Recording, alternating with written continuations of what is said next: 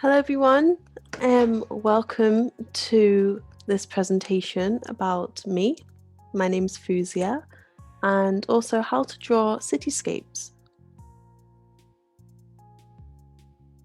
So the topics of today's talk are my practice as an artist, how my art has changed, and an introduction to the activity that we're going to be doing.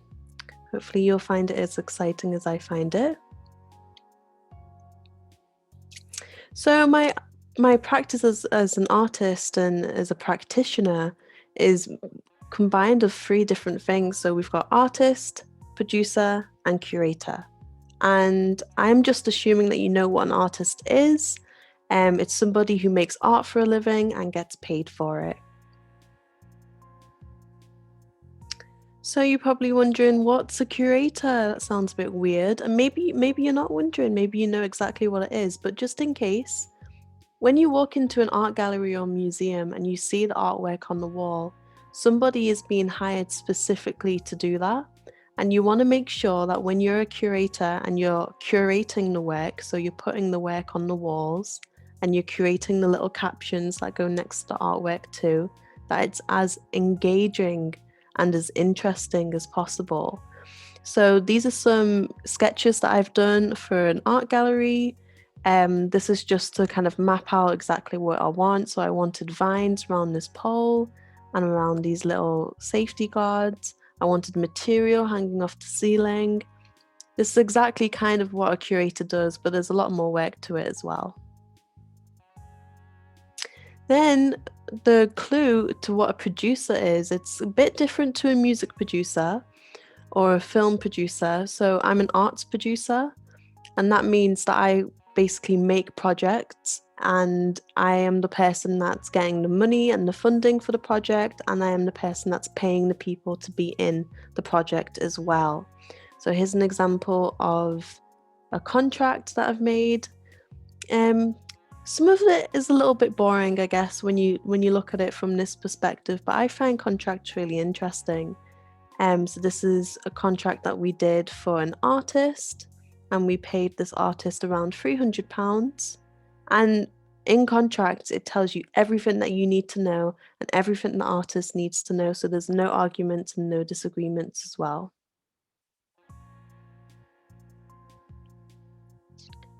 Rightio. So the highlights of my art career. So I got a scholarship to go to university. It's not like the scholarships that you have in America where it's like paid in full. This was £6,000 and it was more cash in hand. When I was at school, I got mostly average grades. I was a C, B student kind of thing, but which I know is different now. I think it's like grades 1 till 9. But I guess I'm old. But when I went to college after that, to do my BTEC level 3 diploma, I just excelled. I just really, really loved art, and so therefore the grades kind of added to that. So I was able to get a scholarship to a university. Then I've been exhibiting in Tate Liverpool, Fact Liverpool, and the British Museum down in London.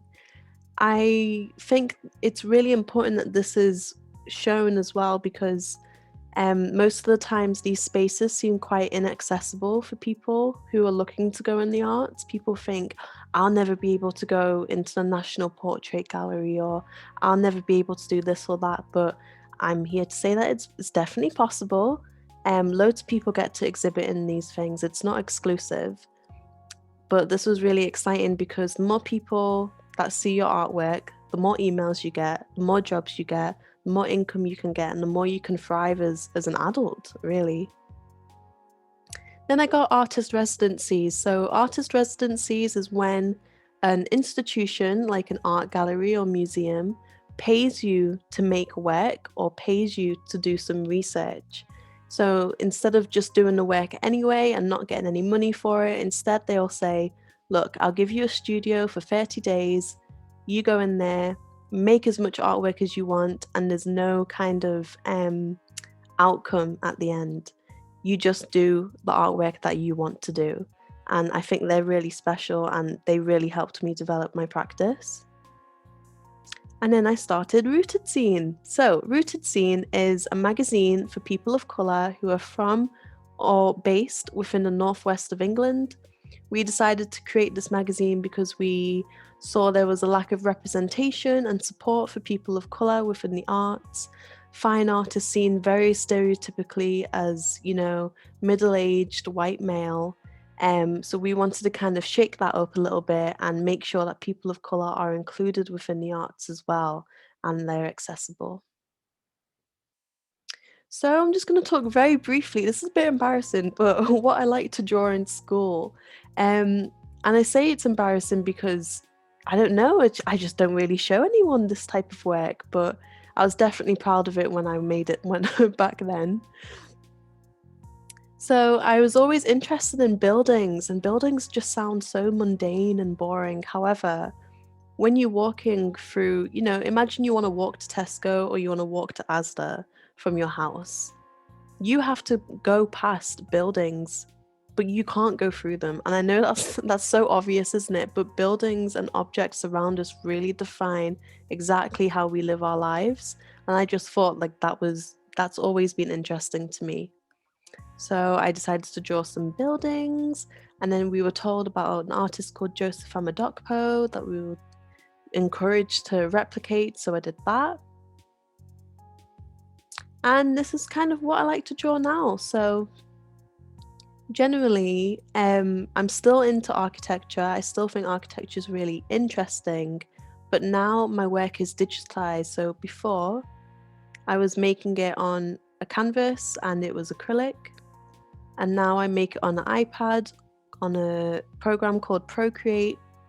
And you'll notice like the lines are a lot smoother and cleaner. The overall look seems to be more illustrative rather than abstract. So that's the type of work that I make now. And these are a few more examples. So I'm really into sunset type of colors, if you'd notice. So here is a speed run of me making cityscapes. So what I do is that I sketch out some guidelines of the direction of the image of the building, that I want to sketch. Then I slowly erase the guidelines. Then I make illustrations on top that are much cleaner and straighter. I draw in some windows and some other decoration that happens to be in a city, like a post office or a bakery. I get an image to reference, and then I utilize the colors from that image and to put them into my image. So I get this kind of this soft pinkish pastel mint green finish. So this is the end of this part of the presentation. Now we're going to go and look and see how we can make a cityscape of our own. But instead of using an iPad, we're going to be using a pen, a pencil, an eraser, and some paper. So yeah, I think we should get into it. Using your ruler and a pencil, draw a light line diagonally upwards to the right-hand side of the page.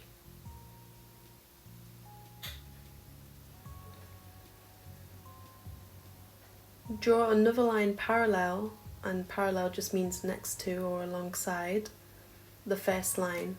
Approximate that the distance between both lines is about an inch or so, or about 2 centimeters. Placing your ruler the opposite way so it's adjacent to the 2 lines you've just drawn, draw another diagonal line. Make sure the intersections, so the crossed bit when you draw the next line, are as close to a right angle as possible. And then just repeat another line next to it, almost like you're making noughts and crosses grid.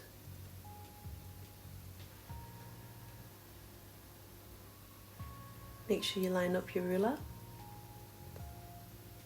And so this square in the middle that we've made, that's going to be the top of your building.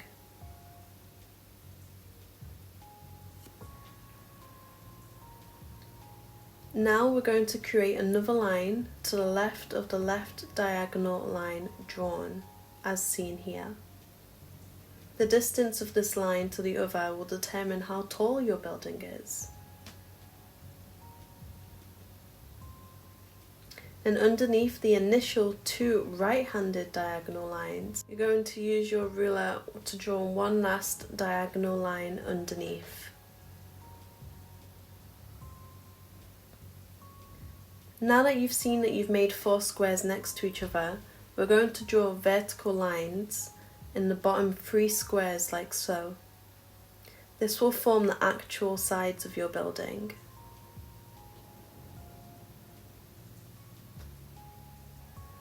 If you make a mistake, no problem. Also on the vertical lines, you can press a little bit harder on your pencil. These lines are going to be permanent.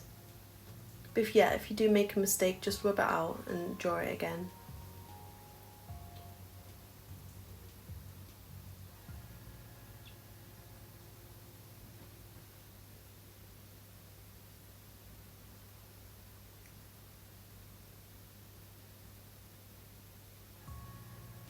So those 3 lines are completed. So you'll be able to see the building on what you've drawn. Similar to the process that I showed you on the iPad, I like to add in another building next to it. So this is me just outlining the building so you can see exactly what the building looks like. So initially at the start the process might have seemed a bit confusing, but as time goes on you can see how the building starts to develop.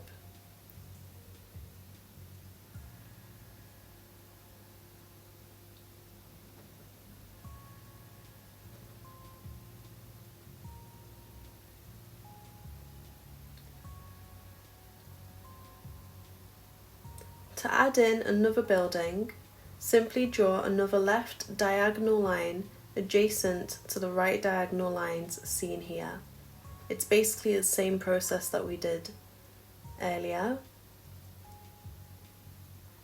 as you can see, so I've drawn that line. Then, just like we did before with the 3 vertical lines, we're going to repeat that process, but we're only going to do that once. And you might be able to see the second building starting. So you've basically formed a duplicate of the first building that you've made. So I'm just outlining the outside of the building so you can see.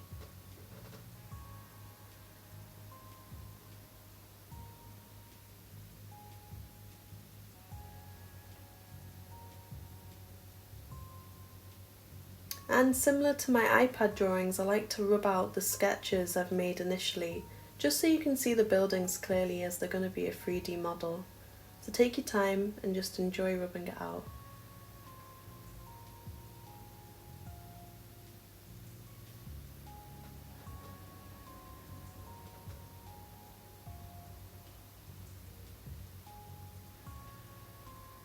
And then if you want to start decorating the outside of the building, you can start adding different features to it. Because even though these 2 buildings are basically the same, they're duplicates of each other, you can make them quite unique. So you can draw in roughly a door. Just take your time. Maybe you could draw in a panelled door. You can copy the door of your front house, of your home. And I just like to sketch in the door. And it's okay if it's a little bit wonky, it's okay if it's a little bit off-grid. You can make it your own. So you can be really particular with how the windows are looking and how the doors are looking. And you can, make the proportions perfect, or you can do it a bit of like a wacky warehouse.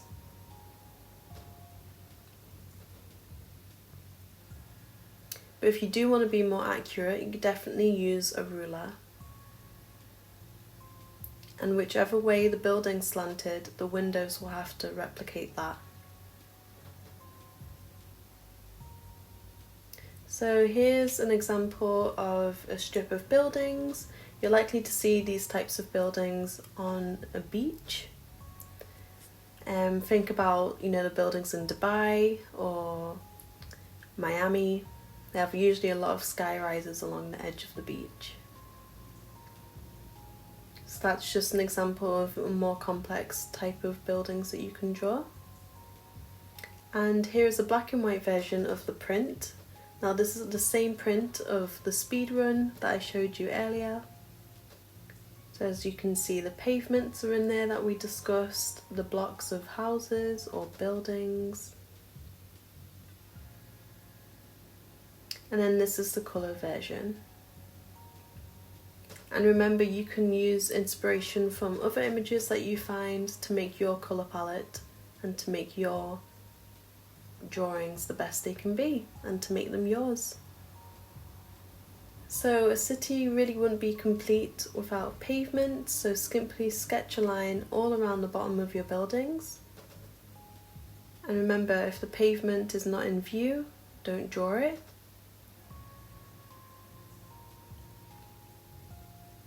So I was just drawing this roughly so you can have a look, and some people might prefer, the buildings and the pavements to be a little bit abstract.